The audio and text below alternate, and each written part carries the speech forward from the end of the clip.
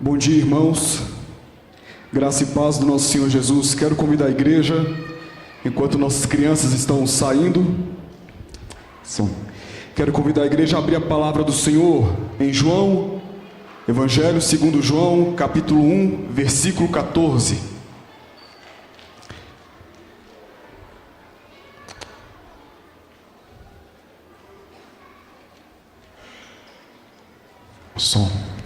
Evangelho segundo João, capítulo 1, versículo 14. Nós vamos ler apenas esse verso, ele será o texto base da nossa reflexão, nossa meditação nessa manhã, e assim diz a palavra santa do nosso Senhor, mesmo assentados com toda reverência.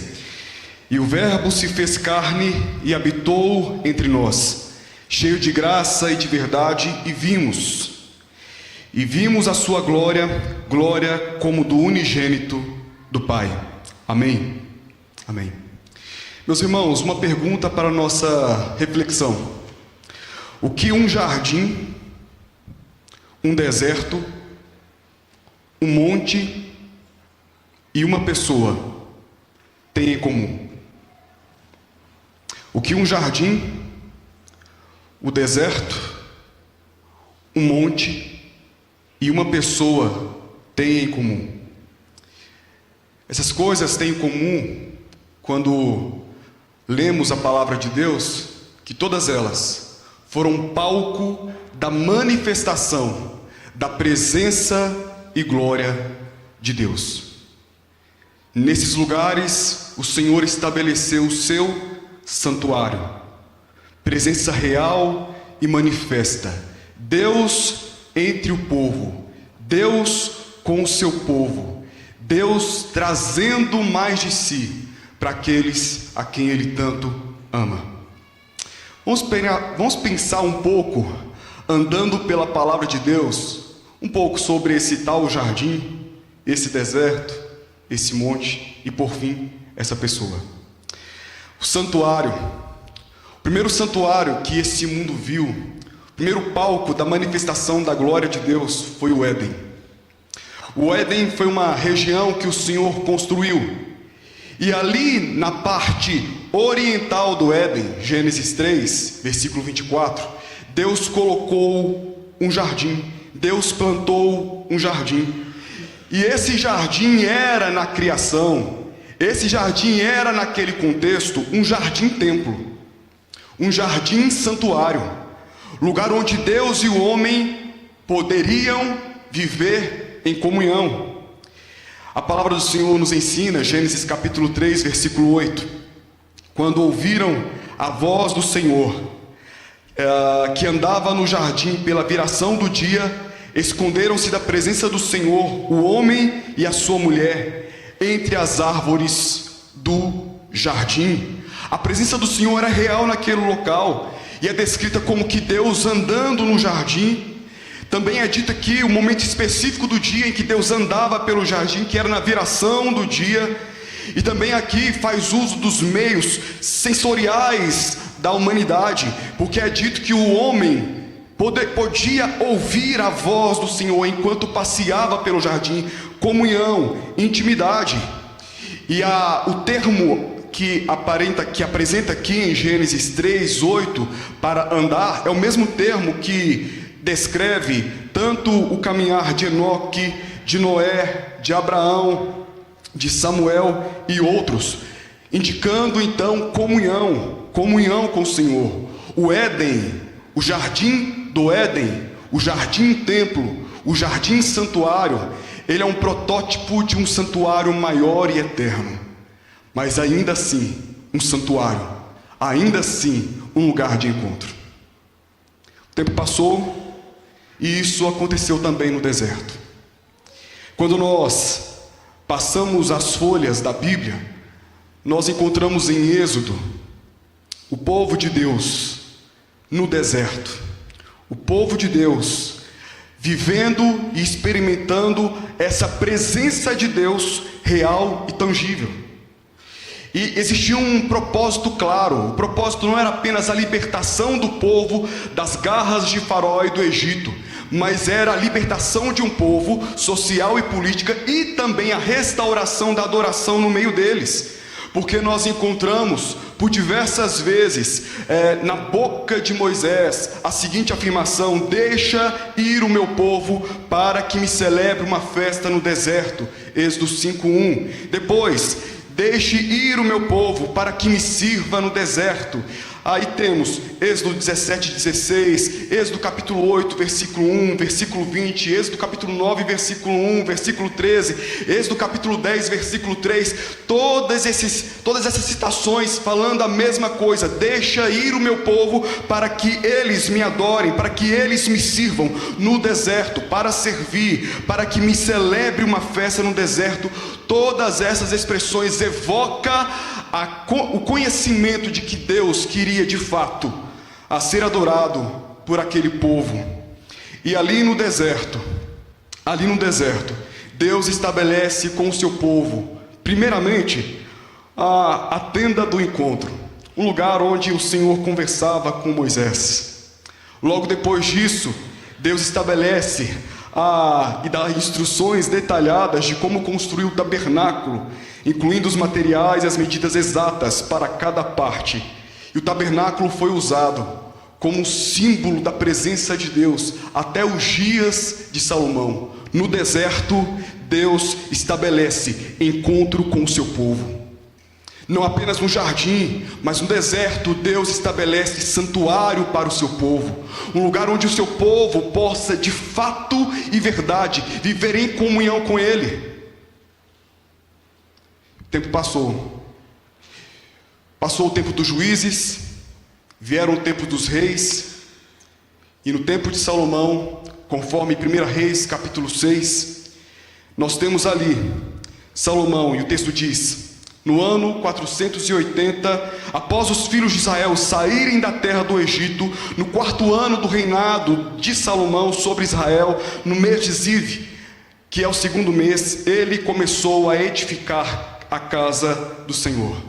E Salomão então edifica uma casa ao Senhor.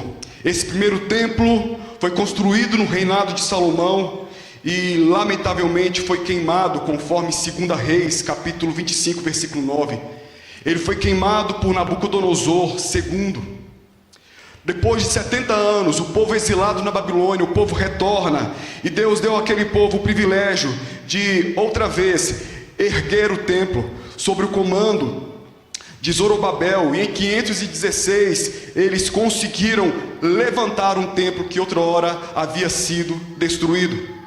20 anos antes de Cristo, da vinda de Cristo, aproximadamente, alguns afirmam que Herodes, o Grande, ele trouxe uma nova remodelação para aquele templo. De fato que o templo passou a ser chamado como Templo de Herodes. Só que esse templo foi destruído em 70 depois de Cristo, sob o poder do Império Romano, a mando de Tito, general Tito, que destruiu aquele templo a céu aberto. Não ficou pedra sobre pedra. O importante é saber que naquele monte, Deus um dia ergueu um santuário para que seu povo pudesse adorá-lo. Jardim, deserto, monte. O que nós percebemos é que o projeto de Deus para o homem é um projeto de comunhão. O projeto de Deus para mim e para você é um projeto de intimidade com Ele. É essa a intenção de Deus para o seu povo. E tudo isso culmina no texto que foi lido nessa manhã. E o Verbo se fez carne e habitou entre nós, cheio de graça e verdade. E vimos a sua glória, glória como do unigênito do Pai. Cristo Jesus é o nosso santuário, Cristo Jesus é o nosso templo, Cristo Jesus, Ele é a manifestação poderosa, viva de Deus no meio do seu povo. E é isso que João afirma aqui nesse texto. Cristo, Deus encarnado, Deus como um de nós, e o Verbo se fez carne. Essa é a afirmação do cristianismo. Deus como um de nós. O Verbo se fez carne, conforme o credo niceno, Deus de Deus, luz de luz, verdadeiro Deus de verdadeiro Deus, gerado não feito, de uma só substância com o Pai. Foi feito carne, foi feito homem, Deus encarnado como um de nós, conforme a declaração de fé de Calcedônia, o Senhor Jesus Cristo, perfeito quanto à divindade, perfeito quanto à humanidade, verdadeiro Deus, verdadeiro homem, em todas as coisas, semelhante a nós, excetuando no pecado. Deus como um de nós. E a humanidade de Jesus o qualificou como nosso representante legal. A humanidade de Jesus o qualificou, o tornou único mediador entre Deus e o homem. A humanidade de Jesus o habilitou a ser o nosso sumo sacerdote, o qual é compassivo, o qual é empático, o qual olha para nós e reconhece as nossas fraquezas.